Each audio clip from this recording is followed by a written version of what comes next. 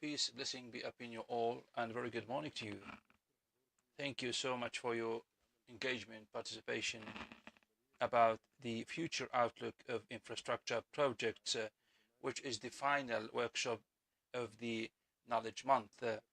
This is one of the series of the workshops of Knowledge Month to further talk about the most important topics about initiatives, projects about infrastructure to enhance economical and structural and architectural project for the quality of life. In this workshop, we'll be listening to different presentations coming from leading national entities to talk about different topics about the new technologies in infrastructure. Before we get started, and because of difficulties and circumstances, of course, the National Water Company may not be able, of course, to present their own ideas, and we will make it up in the future. We'll start our workshop today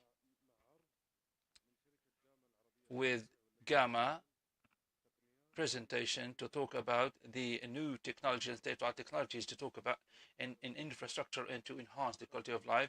To be presented Engineer Abdulaziz Al Mutairi, the CEO at Gamma Project Company. The floor is yours, Your Excellency, please.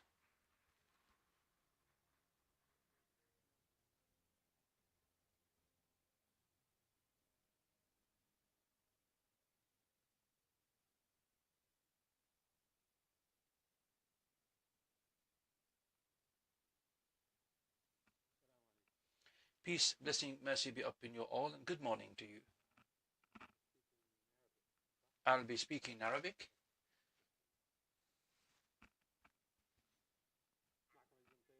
My name is Abdulaziz Al Mutairi, CEO of the Gamma Projects Company. We are specialized in infrastructure and maintenance, particularly the infrastructure projects and the external environments and the components such as roads for infrastructure, roads and the public realms, the landscape, the other systems. I'll be talking about the modern infrastructure, and the modeling technologies to link it to the quality of life and the urban development and design, by which we mean the interaction of the new technologies and what is it that provides us in terms of providing fully integrated products that link between the infrastructure and the superstructure components to enhance and realize the quality of life, harmony and consistency. We'll talk about the urban development as of 2030 vision, the role of the modern infrastructure for the quality of life, the advanced modeling technologies, and we will, of course, give you two examples, two cases. The housing village in Amala for the employees and Boulevard project, the non-for-profit King Prince Mohammed bin Salman village. First, the modern infrastructure and the urban development. First, what do we mean by infrastructure? Infrastructure has two meanings, I think. One that is the holistic infrastructure, which means the external urban products, which of course help to develop the urban assets in such a way to be fully integrated. And here we link between the infrastructure and the superstructure. And the other one, the traditional infrastructure, which means like networks. And this is the big problem that we need always to solve, that we cannot make any kind of alignment or harmony between superstructure and infrastructure, and all people always prefer the infrastructure in terms of activities, services, projects for cities, and they don't want to make any kind of compromisation in terms of the electricity grid network and the road networks. They always prefer to work on the infrastructure rather than the superstructure. So I need to link between the two, the macroscopic and microscopic infrastructure. First, cities, as of Vision 2030, moved from traditional expansion, which is like siloed development or expansion, which is like road networks to be developed regardless of the other infrastructure or superstructure services and the assets around them, of course. So we found that things are not well connected. You feel that the city is dismantled or disintegrated. You see that services are there but not connected.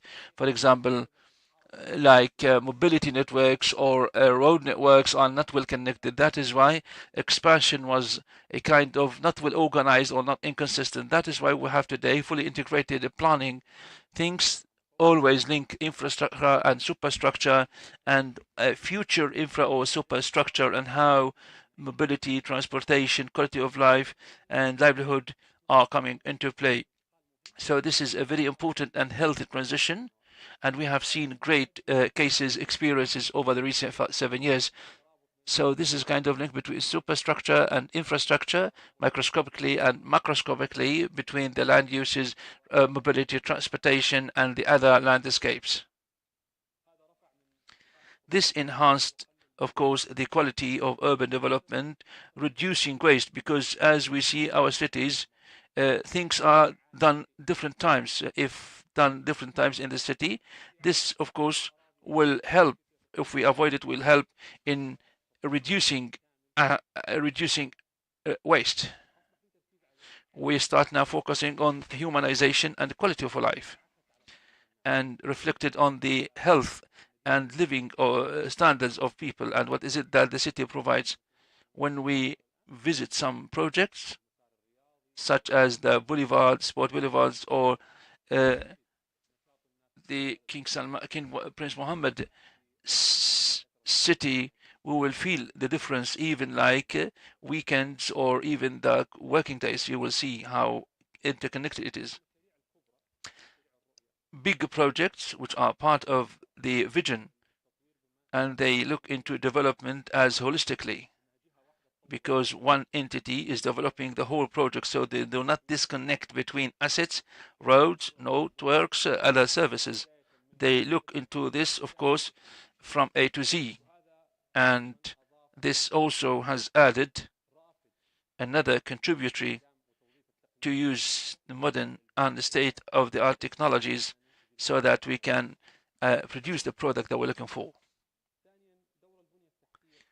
The role of the infrastructure and how it can help to connect the infrastructure, roads, networks, pedestrians, mobility are fully integrated, and we don't have to look into this as something that is constructional or just building. No, it is investment in the quality for life or quality of life in the city when it is fully integrated, developed. If siloed, then it is a kind of individual investment, and it will be costly, and a lot of problems, waste, losses will come into play, of course. That is why fully integrated and holistic planning is very important. That is why we need to have like modeling technologies so that we can design in a consistent way for the end objectives. What are the technologies of, or no, what is known modeling technologies? There are group of standards, techniques, protocols, and training methods, approaches, database, fully integrated, linking all this kind of a product that we're looking for, starting from design phase, implementation, commission, delivery, everything.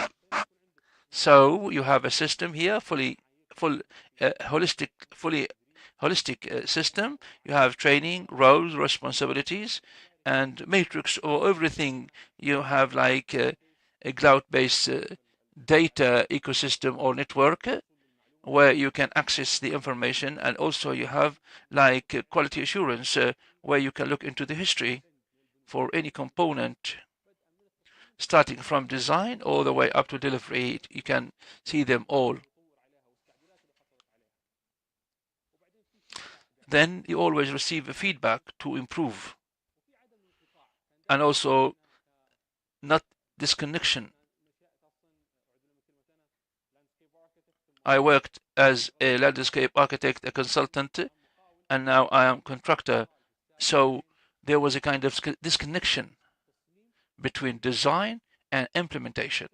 And the reason behind it is this kind of disconnection, or a shared data network where everyone can share, everyone can interact and use such kind of shared data.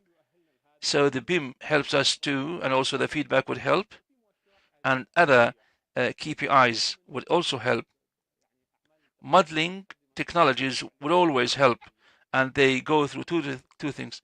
The BIM execution plan, each and every entity, the developer, the contractor, the designer, should have a general system to interact with it and to identify the roles and responsibilities. It's not like project specific. And the BIM implementation plan, which is project specific and should reflect the content of the project or the components of the project, which is like to take the BIM execution plan and detail it or customize it so that each and every project is different from the other one.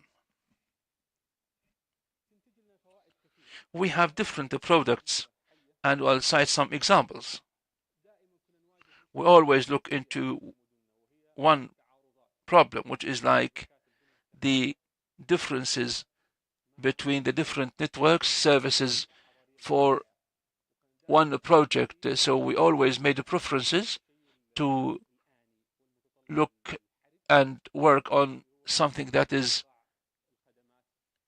real, meaning that, for example, we need to ensure that the services, the sewage services, the water services, the electricity services should always be there. And we didn't have any way to make a kind of alignment or harmony or consistency between the infrastructure and the superstructure.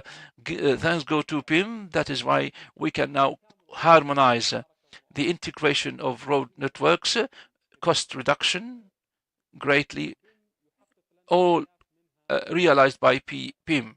BIM helps us to visualize the end product in a very early stage, so we can help to avoid any kind of challenges or avoid any kind of mistakes or errors. So when you create a project in a 3D environment, so any kind of challenges, any kind of disparity, any kind of bad products or bad designs, then you can avoid them all and you can help to enhance and improve. So we believe that advanced modeling technologies, as we've said before,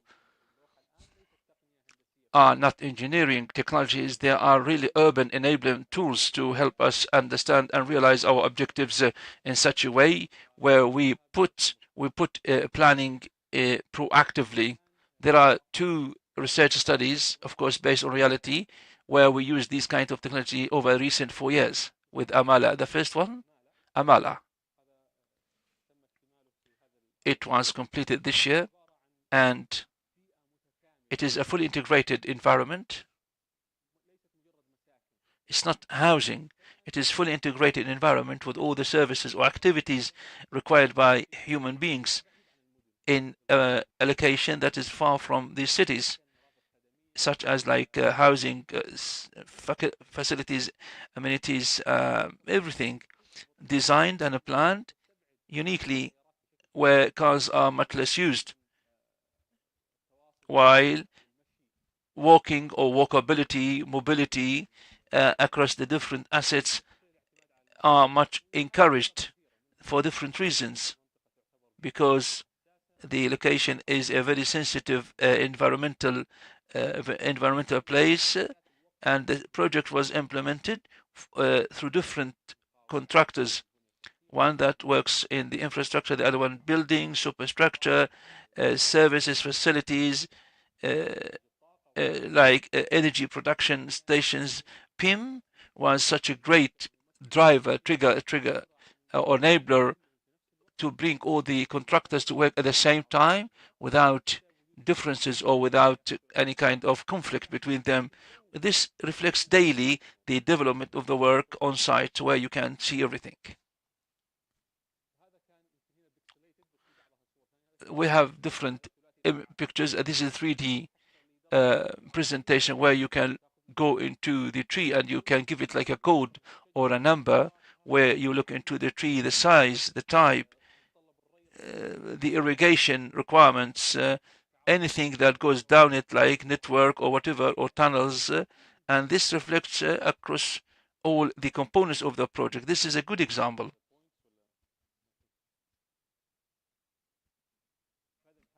This is an example where it shows us the lines or the overlapping lines, and what you can see here, and this is underground networks, manholes, pipes, culverts, foundations, everything in the 3D scenario or setting.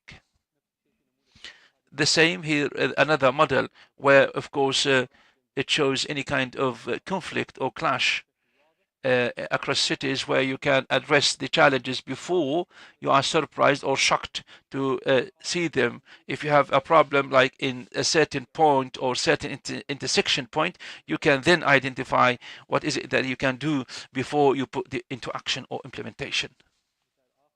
Another example. Here we have some clash point detection and how to sell it all the way up to the end product or service, which shows holistic integration and a unique urban product. You see here not so many roads and the streets, and you can have access to all the facilities. And it is even the run of water and the surface water and the rainfall also can be channeled into, of course, the sewage system or the other water systems. So also the design of the urban landscape is also has come into play. Different pictures show us the other project, which is the Prince Mohammed bin Salman Sport Boulevard and in Erga. This was done 2 years back. Same, we had a challenge that the boulevard has a lot of assets, and it is the main boulevard that connects the different assets in Prince Mohammed bin Salman city, and it has like different cities, Riyadh, Misk, the museum, and the boulevard itself has different components. The key services under the boulevard. So how was it possible for us to achieve this side, which is critically important for the services without clashing with the main objective to come up with a product that enhances the value of the quality of life, particularly the mobility, the walkability, without any kind of clashes or conflict. This is part of the project.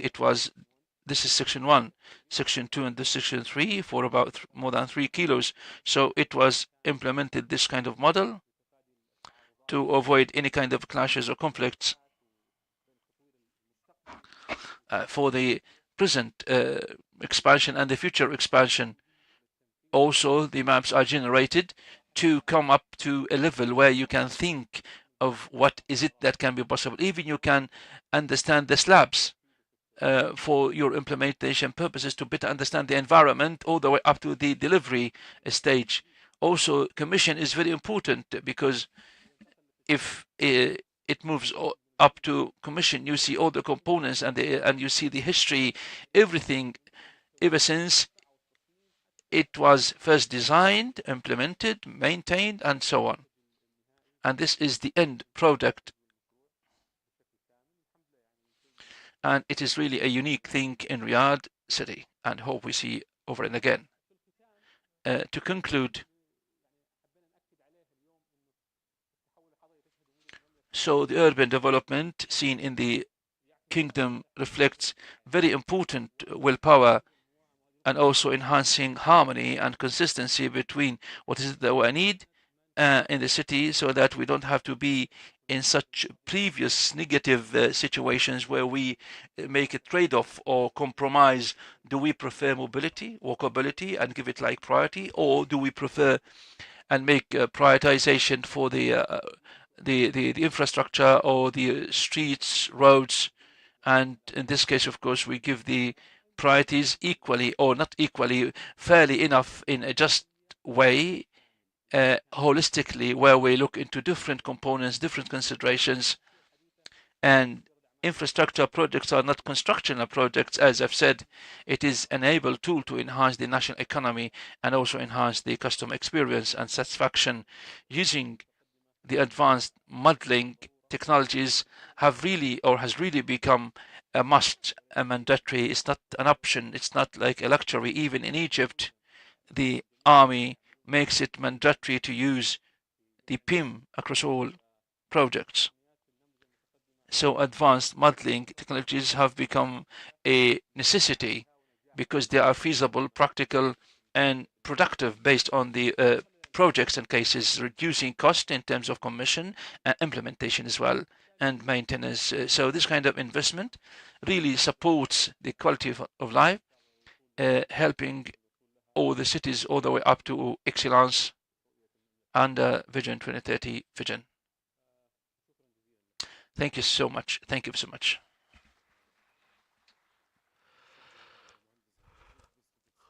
Engineer Abdulaziz, thank you so much. If you have any questions, please. Go ahead, please. Peace be upon you all and good morning. Can PIM contribute to enhancing the local content in terms of the local industry or manufacturing? BIM is a tool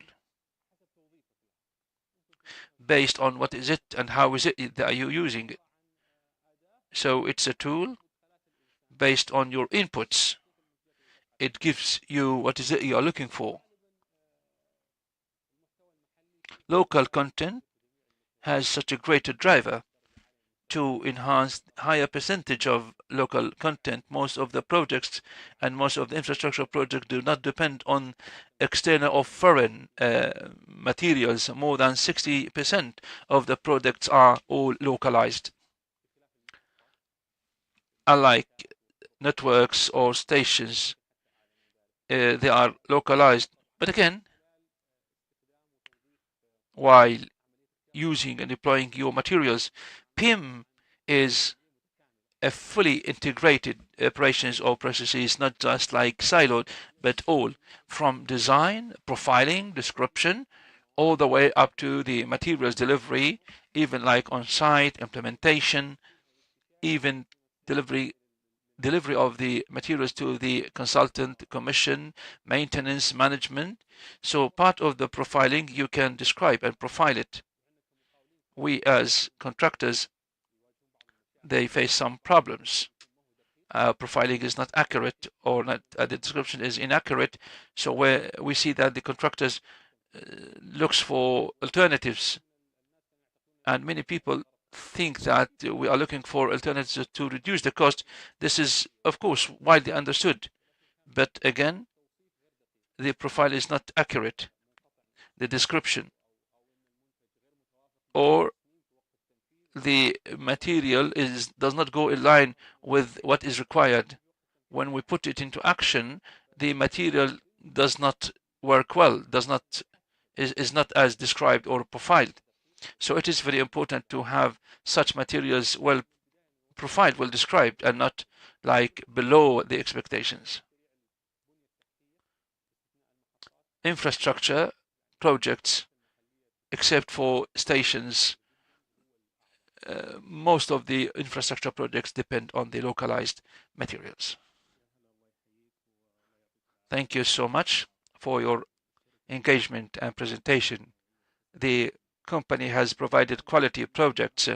My question is about the gap. The gap is still big between the designer and the contractor, given the different efforts to bring them together, but still we see the gap is widening or so big, and the different projects underway have a lot of waste or loss, even if after people live. So I'd like to know more about the reasons why we have this kind of big gap, and still big gap. We are still at the beginning when applying the advanced modeling technologies across all stages. Other countries have gone ahead of us. We are still the stepping stones or the beginning. So that is why we need like extra legislation to enforce all the stakeholders and entities or relevant entities to use the components of advanced modeling technologies across all the development stages. Still, the contractors are not. It's not mandatory or obligatory for contractors to use them, and we have to make it like mandatory or obligatory rather than optional, such as Amala and Prince Mohammed bin Salman City. It was not an option for us. It was a key requirement in the contract to make it mandatory for us to work, and this was okay for us, and that is why we work on it. And we found it was really useful. So it should be mandatory or obligatory. The other point is our cities sprawl and expand more and more. So as I've said, we have the horizontal development. Everything works perfect, like networks, electricity, infrastructure. Now the model has changed, and we expect that the requirements of licensing has really changed. Infrastructure should be ready, and or otherwise they are not allowed, or they will not be allowed, of course, to plan.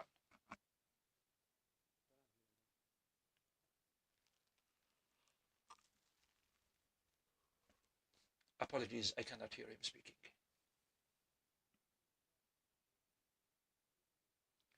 Apologies, I can't hear him.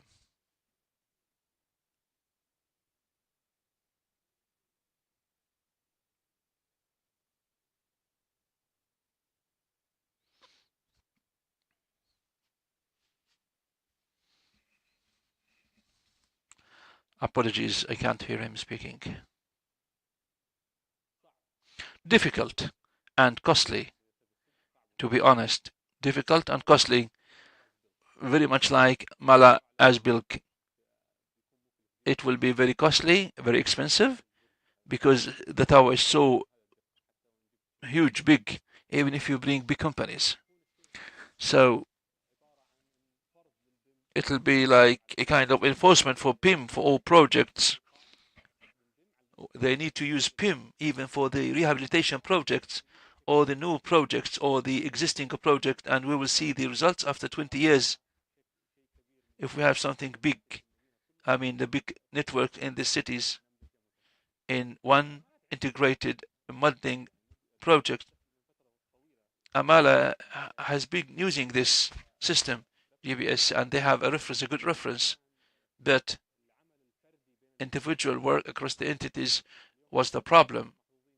In Riyadh, we are very lucky, and we have the Center for the Infrastructure Projects, and this links all the entities in an integrated way. One of the reasons is to introduce PIM. All the entities working in this have adopted PIM, the same ecosystem, the same umbrella. So it takes years to see the results. After 20 years, you will see the results.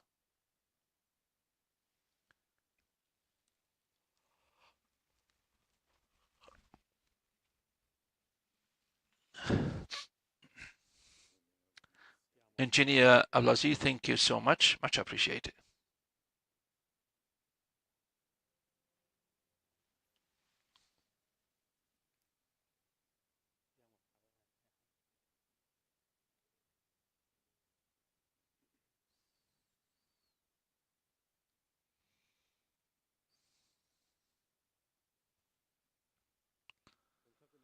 Moving ahead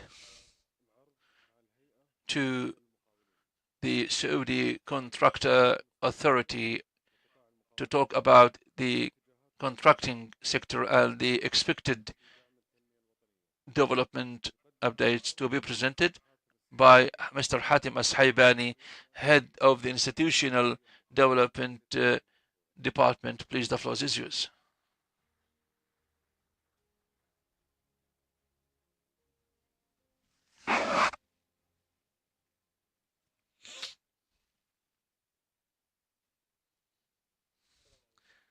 Peace be upon you all. A very good morning to you. Excited and happy to be with you here today. And thank you so much for this IDF, for the invitation, for this initiative, which is known as Knowledge Month. Honored and excited to also have participated in the previous editions. I'll walk you through an exciting journey, innovation in the contracting sector.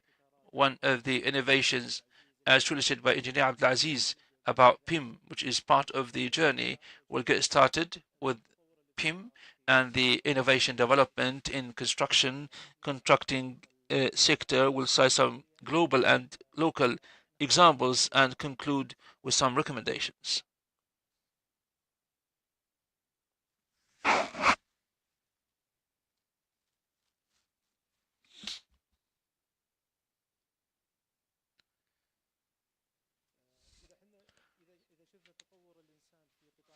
Looking into the human development and the contracting sector, we can see that it has gone through different stages or different eras, like caves, which was the first stage for human beings to have like shelters.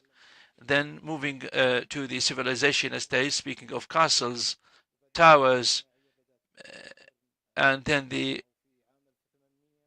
industrial revolution started in the 18th century, where Siemens heavy trucks and machines came into play, and now the digital era, where we have like smart cities, smart interactions such as AI, digitization such as NEOM, as we have seen this in the previous presentation.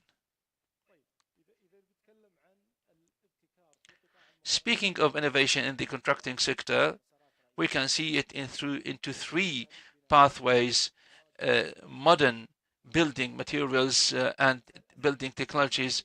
The modern building approaches, such as like the type-based building, modeling construction, 3D printing, and precast, and the prefabricated buildings, advanced materials, efficiently for cities such as a green cement.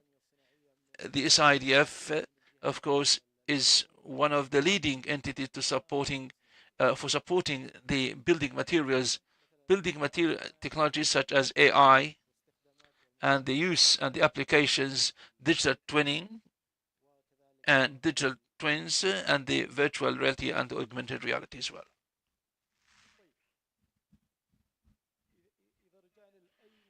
If we look into any project in the construction or building projects using technologies or innovations, always aim at the level of the project or institution or the economy. So speaking at the level of the project, it provides the time for the project to be implemented. In China, at the time of COVID-19 pandemic, they were so busy to building so fast, particularly the field and the mobile hospitals in 2 weeks. This is a good example. Before 2 weeks, of course, months of work and action inside and outside the factory to make it like in a couple of weeks. Reducing the total cost, reducing the timeline, reducing the manpower. So the sector is labor intensive. That is why any kind of reduction for the labor force will make it more profitable and will make it much less for the owner of the project and make the implementation faster.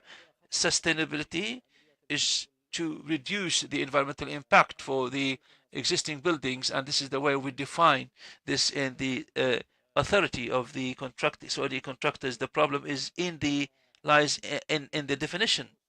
So they are the existing assets and the maintenance of such assets. Enhancing safety. in the headquarters or location and site of any construction or building. If we bring the materials into the factory, it means that the factory is a controlled environment, which is totally different from the building sites and locations, because this will help a lot in the safety and the occupational health. Other companies also produced helmets known as the thermal sensing, the movement of the worker. This is all to enhance productivity and maintain the health of the worker. Rework and equality is so much in the contracting and construction sector. It causes a lot of problems. It extends or delays the timeline of delivery. So this helps the quality of the assets or the existing assets. Speaking of the society or the social and economic side, these are so difficult and we cannot identify them. In the kingdom, if we speak about the construction and the building sector, it's a labor intensive. So if we introduce technologies, this will help us to enhance the local content, localization, Saudization. The Saudi youth are qualified enough, but they need to be engaged in what is known knowledge intensive rather than labor intensive. So I believe that these are some features, some good considerations for the new modern or the modern technologies for building construction. These are some materials used for buildings or which can help to reduce the cost, enhancing sustainability, designing, commissioning, maintenance. I'm not a technical expert. These are some of the things that we have really studied. I'll give you some examples. Where does this study or research study come from? At the authority, we have developed the national strategy for contracting. This is the first national strategy for contracting, mandated and trusted by Engineer Majid Al-Haqil, Minister of MOMRA, and this is one of the study that would help us to solve problems, to reduce cost, speed up the production pipeline and the timeline. So this is part of the research study or the outcomes of the strategy. Speaking of using or converting the electricity or the electric power on the kinetic power through the concrete and the thermal materials as well. This is one of the good examples as a Canadian company for contracting and construction. It is so big owned by the employees. It's one of the biggest companies. It uses drones for detecting and also following up safety and security. We have different examples. These are global examples. We have local examples. Aramco uses it. Ministry of Transport uses it. Ministry of MOMRA uses it. BBAN conference, I've seen a Saudi company that has drones used in cleaning the fronts and the facades of buildings. They use the drones and also used AI. These are, as I've said, these are tools that speed up action, reduce cost and waste and loss. AI file and the benefits of AI for the value chains in terms of building, maintaining, and commissioning. So they get into all the processes and operations of construction and contracting. Almost everyone uses AI in contracting and construction sector. We also use the AI technologies, and we hope to see more and more advancement and more development, more uses of such AI in other sectors as well.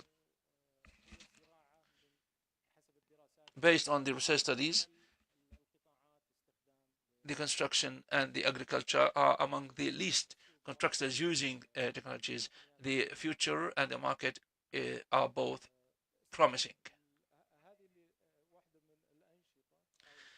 this is one of the activities or series of activities in terms of innovation, in terms of the assessment of the needs and requirements of the market. So the key activities for the innovation centers start from the assessment of requirements of the market, the gaps of technologies across the market. One of the gaps for technologies is that we cannot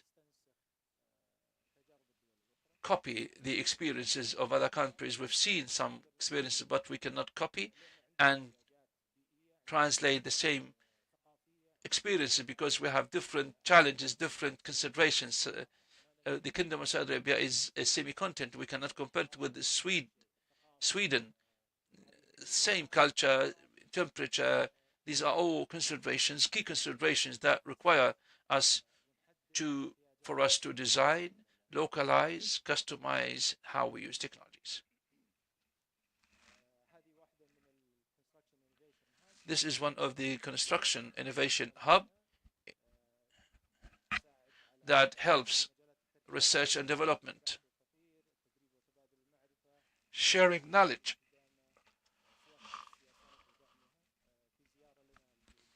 policy development. We visited the UK recently, and even though Europe is widely known for regulations and they were much less regulated than other European countries, they depended on the close cooperation and cooperation rather than imposing regulations or laws, whether with contractors, policy makers, or distributors, providers, procurers, or whatever. So the people working in England is more like based on cooperation and coordination rather than imposing regulations. I talked about like imposing PIM in their own applications or projects and uses. Simply put, I can say that PIM is mandated, is enforced, but if the owner or the contractor and developer do not feel that it is very important, then it can be like formal rather than practical. This is in Hong Kong, and it focuses more on improving and enhancing innovation. It's a complete center for design and innovation. The platform that we are on is one of the platform that is used for knowledge transfer across technologies. China as well is widely known for this, and we've seen their own YouTube's videos in terms of how they fast build housing units or prefabricated units or materials like about 15 floors, but of course several months go before the building or the construction phase. This also helps in the speed of construction and building, the scalability, reducing cost, quality assurance and control, and also the waste or materials, rubbles, of course, to reproduce and recycle. This is one of the initiatives in Singapore to support the advanced technologies. And this can be one of the things that we hope to bring here into the Kingdom of Saudi Arabia to support the manufacturers, the contracting and construction companies to be financed. Here we have what is known as co-funding up to 70% or 80%. Also, the cost sharing with the other small companies, the adoption of digital solutions. Equally important, the cost of using technologies, and this is one of the reasons it has a challenge actually for the contracting companies to adopt building technologies. At the beginning they are costly, and then later of course they are much better tax stimuli or incentives for the people using technologies. This is one of the initiatives in the Kingdom of Saudi Arabia. The SIDF was one of the contributors, and also this was by the Ministry of Umrah to support the service providers to scale up in the kingdom and have different practical solutions. TBC, the building development company, also responsible for the school or the schools in Saudi Arabia, and also they apply the modern technologies, building technologies. This is a visualization, which is one of the products of the strategy. This is a visualization for interactive model in the innovative center. This is one of the ideas proposed. There are entities responsible for the project owner, academic institutions, and research centers, some contractors, subcontractors, outsourcing, and the building materials provider. At the end, innovation in construction and building is not an engineering option. It's a social economic or socio-economic strategy for the quality of life. Thank you so much. Mr. Hatim, thank you so much. If any questions, please. Thank you so much. Thank you.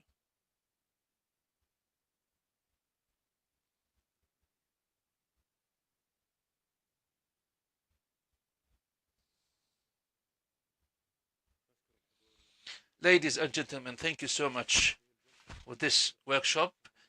We have come to the end of the Knowledge Month in the 5th edition for 2025. Looking forward to see you over and again in the 6th edition 2026. Continuing the knowledge transfer, I would like to express my appreciation and gratitude for all the speakers, for the contributions, participants, and audiences in person and virtually across the month. Hoping that these workshops have really enhanced the knowledge transfer across the different sectors. And in appreciation of our speakers, the director of the Knowledge Month, Mr. Ahmed Ashaya, please the floor is yours to honor the speakers. Thank you.